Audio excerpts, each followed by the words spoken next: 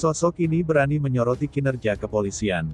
Berlarutnya pengungkapan kasus di Subang, sebut menjadikan bola liar bagi kepolisian.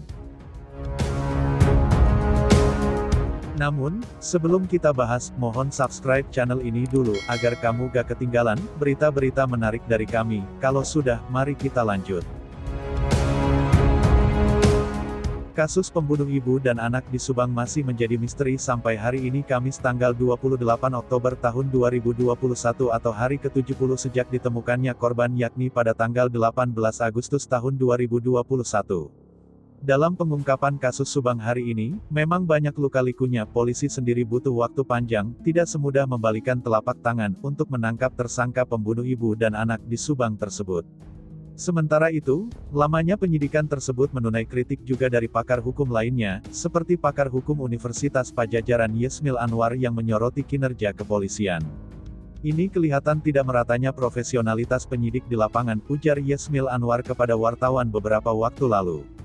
Tentu saja, menurut Yesmil Anwar, berbulan-bulan belum terungkapnya kasus ini, menjadi ujian berat profesionalitas polisi di Subang. Menurut Yesmil Anwar, karena sudah terlalu lama pengungkapan kasus pembunuh ibu dan anak di Subang ini, akhirnya menjadi bola liar. Pusat turun tangan, betul juga karena yang dicari tidak hanya dari kesaksian. Tapi yang dicari kebenaran formil yang benar-benar terjadi, kata Yesmil Anwar seperti dikutip dari mudanesia.com. Menurut Yesmil Anwar, penyidik bisa menggunakan forensik untuk membantu pengungkapan kasus dan kesaksian, juga harus didukung dengan bukti-bukti.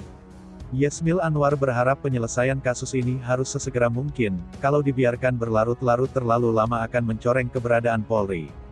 Dijelaskan Yesmil, kasus pembunuhan ini memiliki 3 motif yakni keuangan, kekuasaan, dan hubungan sosial. Cinta dan kecemburuan termasuk dalam hubungan sosial. Namun, menurut Yesmil bisa saja kasus ini motifnya lebih dari satu macam, atau malah tiga-tiganya, nah itulah yang perlu diperdalam. Kenapa anaknya dibunuh? Forensiknya sangat penting. Lalu dicek kondisi mobilnya, apakah bensinnya penuh. Kalau mobilnya dipasang GPS bisa ketahuan mobil kemana saja, ujarnya. Menurut Yesmil, pemeriksaan saksi disisir mulai dari lingkungan pertama keluarga korban hingga ke masalah pribadi korban. Ini kurang fair ketika yang diperiksa banyaknya, Yosef terus. Diperiksalah sesuai KUHP. Lebih diperlihatkan kepada masyarakat prosesnya, karena masyarakat menginginkan adanya keadilan, ujarnya. Kritikan juga sebelumnya, datang dari pakar hukum dan praktisi hukum Dr. Heri Gunawan, yang menyatakan ada miss dalam penanganan kasus ini, karena polisi terlalu dini mengatakan pelakunya orang dalam. Sementara setelah dicek dan dilakukan penyidikan, ternyata tidak sinkron dengan dugaan sebelumnya.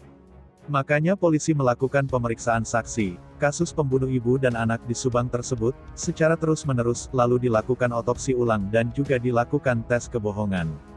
Menurut Heri Gunawan, di kasus lain pemeriksaan saksi itu tidak harus berulang-ulang, 1-2 kali saja, polisi langsung menetapkan tersangka. Namun, di kasus pembunuh ibu dan anak di Subang ini terpaksa harus diulang-ulang hingga berkali-kali dan hingga kini belum ditetapkan tersangkanya. Gimana menurut kalian?